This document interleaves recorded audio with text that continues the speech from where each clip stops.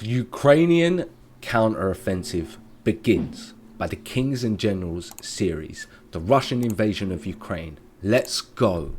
If you want to go see bonus content or extended clips, go over to our Patreon, links in the description box down below.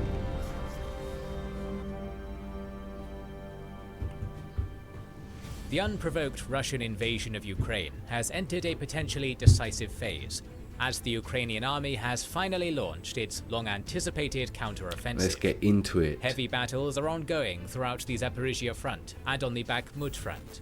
The success of Ukraine's assault will dramatically increase Kyiv's chances of resolving the war on its terms. Okay. Welcome to another update on the war in Ukraine. Okay, Without let's get further into ado, it. Let's start with describing the situation on the Zaporizhia front, which seems like the main theater of Ukraine's counteroffensive at this point. The situation on this front is extremely fluid at the time of writing this script, with sources providing conflicting reports on the situation on the battlefield. On June 4th, Russian sources started reporting about Ukrainian assaults on this front. They claimed the Ukrainian forces were attacking the Vremyevsky salient south of Velika Novosilka.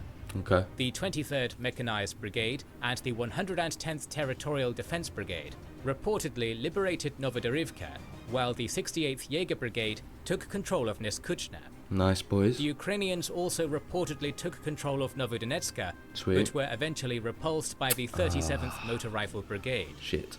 Other sources claimed that the Ukrainian advance on June 4th was only minor and extremely costly. On June 5th, heavy battles in the same section continued without much success for the Ukrainian army, even though the US officials reportedly told the media about a 5 to 10 kilometer penetration by the Ukrainians at an unspecified section of the front on the first day of the counteroffensive. And that was just untrue then, clearly. Still, since the Ukrainian government urged informational silence regarding the counteroffensive. Yeah, that's bad by the by. You got to point out that's like some propaganda we've tried to use there to say that it's working well. The Russian military bloggers dominated the information scene, particularly in the first few days of the Ukrainian attack. Russians claimed that the Ukrainians were suffering heavy losses in manpower and equipment, sharing the same image of destroyed Leopard 2 tanks and Bradley vehicles repeatedly, while declaring that all Ukrainian units which advanced were eventually forced to retreat to their initial positions. Which obviously isn't But eventually, true either. pro-Ukrainian sources became more active in the information space, sharing images and footage proving their advance. Okay, so they did get was it just somewhere reported down that here. The Ukrainian units gained ground south and southeast of Melatokmachka, Nice. towards Robotna, and in Lobkova on other axes of assault in the Zaporizhia front.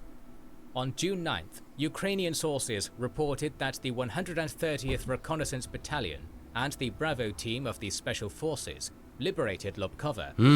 Strong. On June 10th, further advance of the Ukrainian army achieved in an unspecified period between June 5th to 10th was reported. The 68th Jaeger Brigade entered the villages of Blahodazna and Storozhova, while the 35th Marine Brigade reportedly liberated Makarivka and advanced on Yorozhaina. On other axes in the Zaporizhia Oblast, the Ukrainians reportedly gained ground south of Lobkova and towards Robotina. In the following days, Russian sources claimed that the Ukrainian units were repulsed from Robotina. Okay. They reported about a major Russian counteroffensive of the It's 127th Motor Rifle Division in the Velika Novosilka section, but could not provide any evidence of their advance. Okay, so they've only had Rainy one weather advance, has prevented really. active offensive operations since June 13th. Nice. And no territorial changes were reported in this period. Okay. How can we assess the Ukrainian counteroffensive on the Zaporizhia front so far?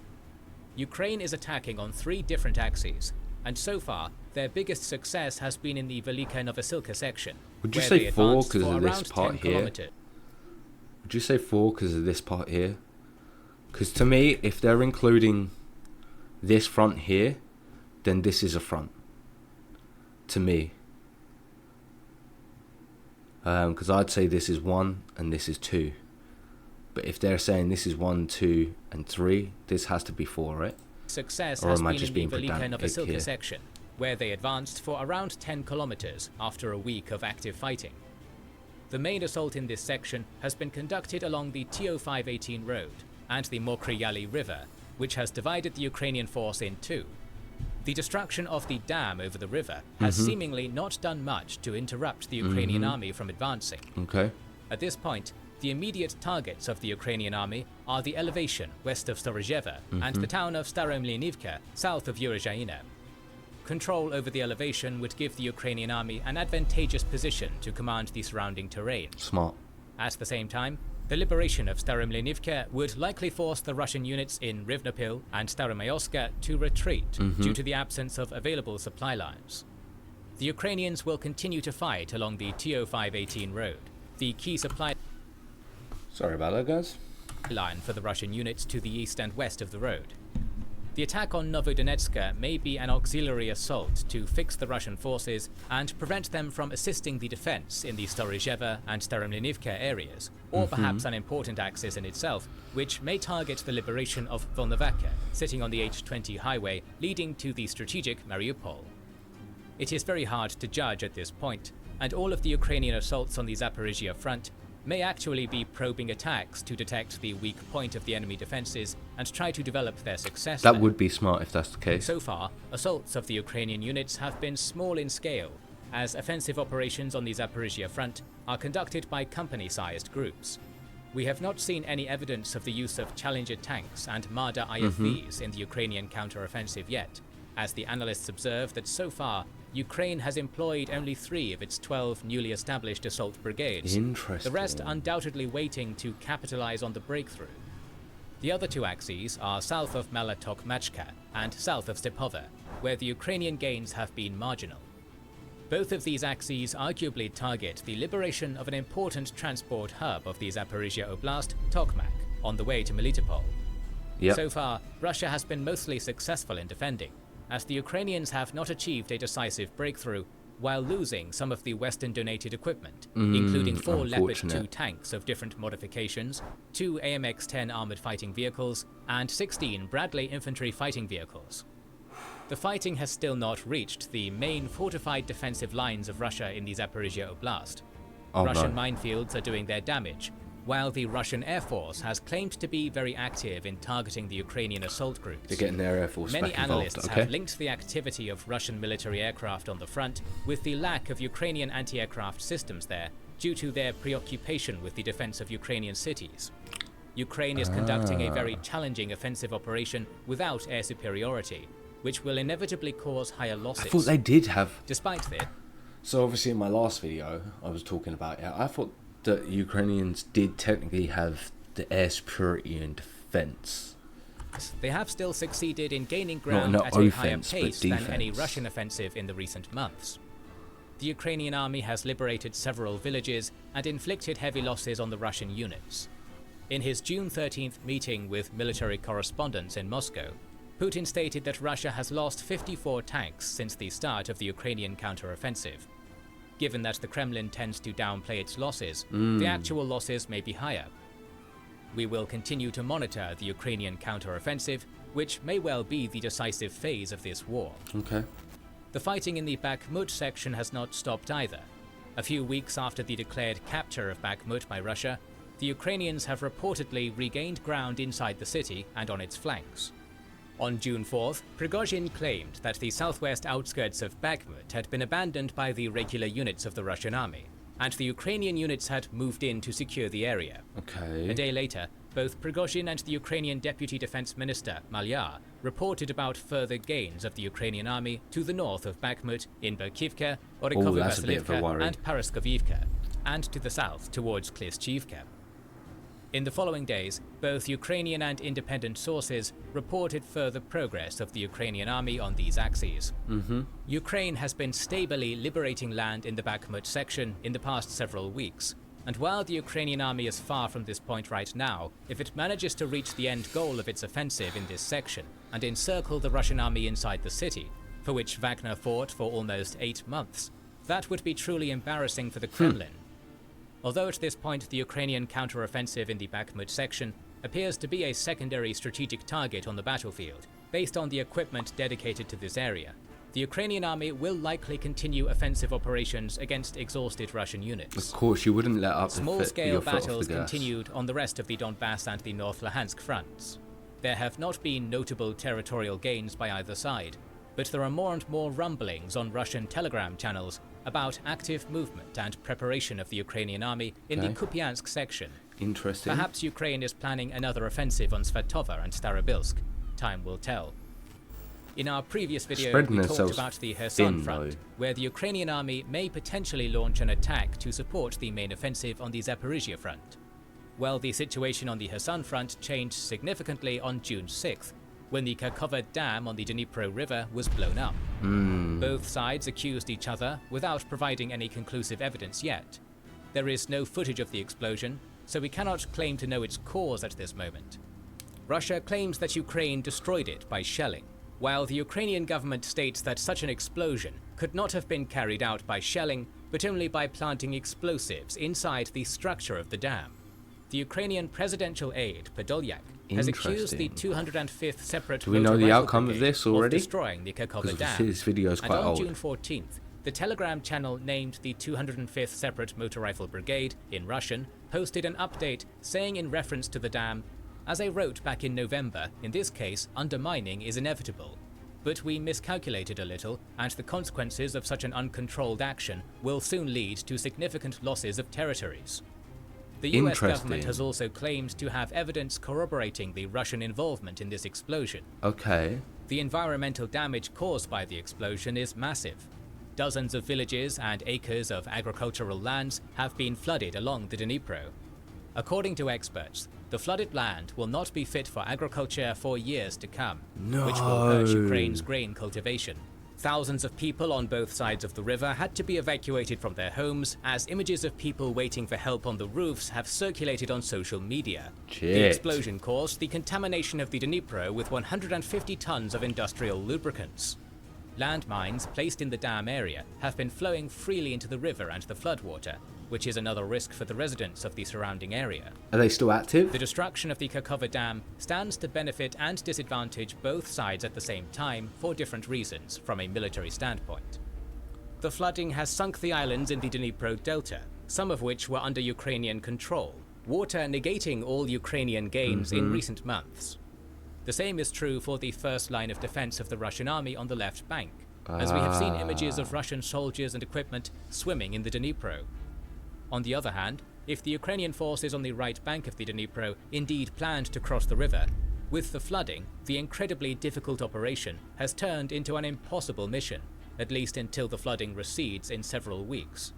Still, even then, the already boggy terrain will become even harder to cross for armored vehicles. Of course. For now, both sides are exchanging artillery fire along the Dnipro, and we will see if the Ukrainian army attempts to cross the river to support its offensive on the Zaporizhia front once the flooding recedes. So my opinion with that there is, if Ukraine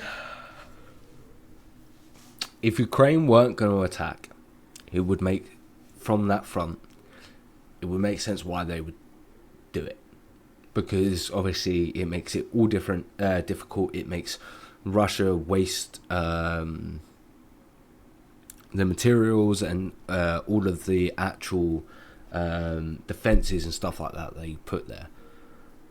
But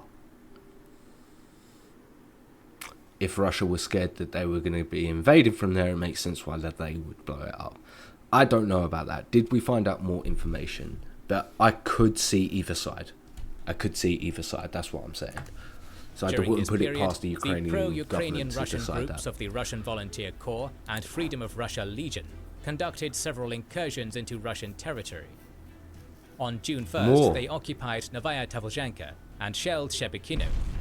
A day later, Prigozhin boasted that Wagner would not wait for the Russian Defense Ministry's permission to defend the Belgorod Oblast, another clear sign of his insubordination to military command. Interesting. On June 4th, these groups raided Novaya Tavlzhanka once again, capturing several Russian soldiers, and invited the Belgorod Oblast governor, Gladkov, to come get the Russian POWs personally. Gladkov refused this invitation. That is a big dick move. And offered to meet somewhere else. Prigozhin once again used this opportunity to promote himself by offering to negotiate the release of Russian POWs himself, if necessary. Video evidence of the return of Novaya Tavlzhanka to Russian control came only on June 6th. Give those YouTubers their money. So how did Russia get control back? control back over But this is area. not the biggest story about the conflict between Prigozhin and the other members of Definitely the Russian elite. not. First, And we at all the know the beginning of the outcome. month, the Russian MP and one of the commanders of the pro-Kadyrov forces operating in Ukraine, Adam Delimkonov, invited Prigozhin to meet in a rather aggressive manner, accusing him of discrediting the Russian army in front of the whole world. This led to a response from the usually secretive supposed founder of the Wagner group, Dmitry Utkin, in which he reminded Delimkonov that they fought on different sides during the First and the Second Chechen Wars. It is worth reminding... Sorry, guys. I see you. You haven't liked the video yet. Why not? Go on, go like it. While you're at it, you know you want to subscribe. And if you want to go to our social medias, all the links you need are in the description box down below. And you might as well head over to our Patreon as well, where you can get extra bonus content if you're enjoying this. That link's in the description box down below. But we'll get straight back into the video. Love you guys. That Delimkonov's boss, Ramzan Kadyrov, earlier sided with Prigozhin in criticizing some of the Russian generals like Lepin, but he has apparently switched sides now. The situation escalated further when on June 14th, Ukrainian and Russian sources reported the killing of Delimkonov. The commander of the 72nd Motor Rifle No, I'm going to rewind this. Group, Dmitry Utkin, in which he reminded Delimkonov that they fought on different sides during the First and the Second Chechen Wars. It is worth reminding that Delimkonov's boss, Ramzan Kadyrov, earlier sided with Prigozhin in criticizing some of the Russian generals like Lepin, but he has apparently switched sides now. The situation escalated further when on June 14th, Ukrainian and Russian sources reported the killing of Delimkonov. The commander of the 72nd Motor Rifle Brigade, Roman Benevitin, who was earlier captured by the Wagnerites, beaten and forced to admit on video that he ordered to fire on Wagner troops previously due to his personal animosity against the mercenary group, accused Prigozhin of giving up Delimkonov's position to the Ukrainians. Okay, first off, that sounds like enticement. If you're beating the geezer up, a false testimony. So how true is it? It'd be interesting if we could find out if Prigozhin, I can't say his name, Prigozhin did give up the position to the Ukrainians. Kadyrov later claimed that Delimkonov is alive, but let's go back to the reported skirmish between Wagner and regular units of the Russian army. Did he? On June 2nd, he died, Prigozhin right? accused the Ministry of Defense of placing landmines on Wagner's way back from Bakhmut. Prigozhin claimed that Wagner units fought with a regular unit of the Russian army in Semihirya after trying to prevent them from laying landmines in the rear of Wagner. This is beyond scandalous. For all their problems on the battlefield, now the Russians are apparently fighting each other in Ukraine as well, which shows the level of chaos on the ground. When this started kicking off, I thought this was Prigozhin clearly it. I deems thought this himself was the invincible end. and does I'm not looking fear forward to the next escalating his episode. I think conflict we with fully cover Shoigu it. by accusing the MOD of laying mines and fighting against Wagner, while capturing and torturing a lieutenant colonel of the Russian army, a commander of a brigade. The Ministry of Defense responded by declaring a decision to subordinate all volunteer units under the centralized army command. Prigozhin has already stated that Wagner is not going to sign any contracts with Shoigu. Several other units, including the pro-Kadyrov Akhmat, have already signed contracts with the Ministry of Defense, and Prigozhin has only two options now: either yield to Shoigu's demand and risk his position as the leader of Wagner, or deepen the conflict with the Ministry of Defense. While Russia is trying to maintain its military production by getting sanctioned goods through Armenia, Georgia, Kazakhstan, Turkey and UAE, according to the US head of the Office of Sanctions Coordination of the State Department, James O'Brien, Ukraine continues getting public support from its Western allies. On June 1st, the Pentagon declared that it would buy Elon Musk's Starlink satellite services, crucial for Ukrainian military communication. The United States has also pledged $2.1 billion worth of military aid on June 9th, and 320... I bet Elon was just like, another government funding system, like with SpaceX. Government money.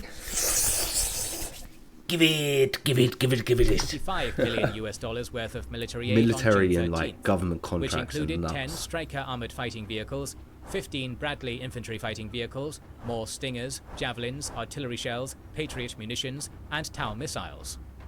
There has also been notable progress with regards to provision of Western-made fighter jets in this period.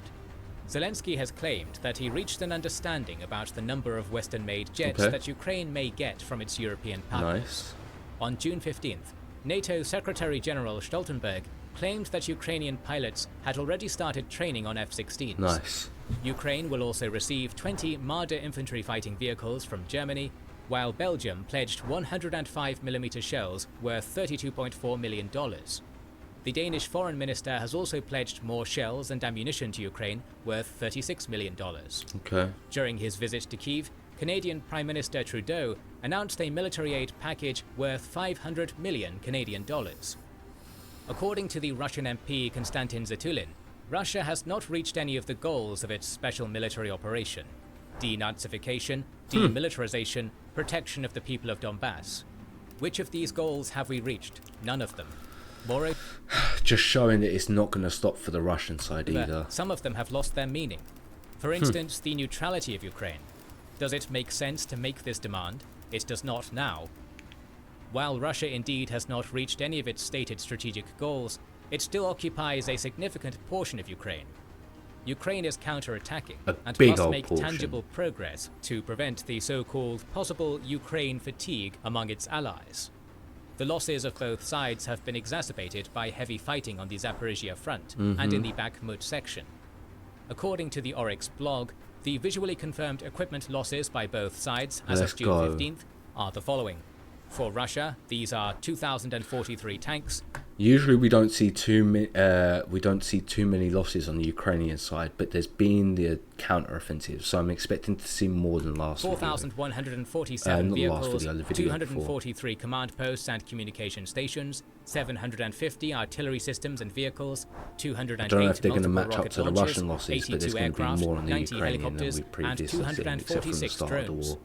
For Ukraine, these are 533 tanks, including 4 Leopard 2s of different modifications, 1,603 vehicles, 15 command posts and communication stations, 317 artillery systems and vehicles, 45 multiple rocket launchers, 68 aircraft, 31 helicopters, and 144 drones. Yeah, see, they had some big old losses. Not as many tanks, but on the other fronts, it seems like, and the artillery pieces, rocket launchers, but everything else they've seemed to take a big old hit We on. will continue talking about this war in the coming days and weeks.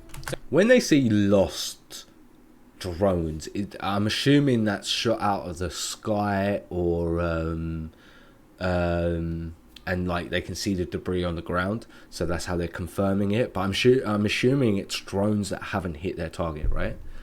So make sure you are subscribed and press the bell button.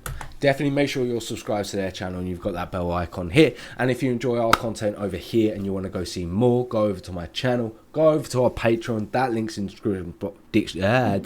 description box down below. And of course, if you enjoyed this reaction, like, comment, subscribe, hit that notification bell, go over to Kings and General's channel. That link's in the description box down below.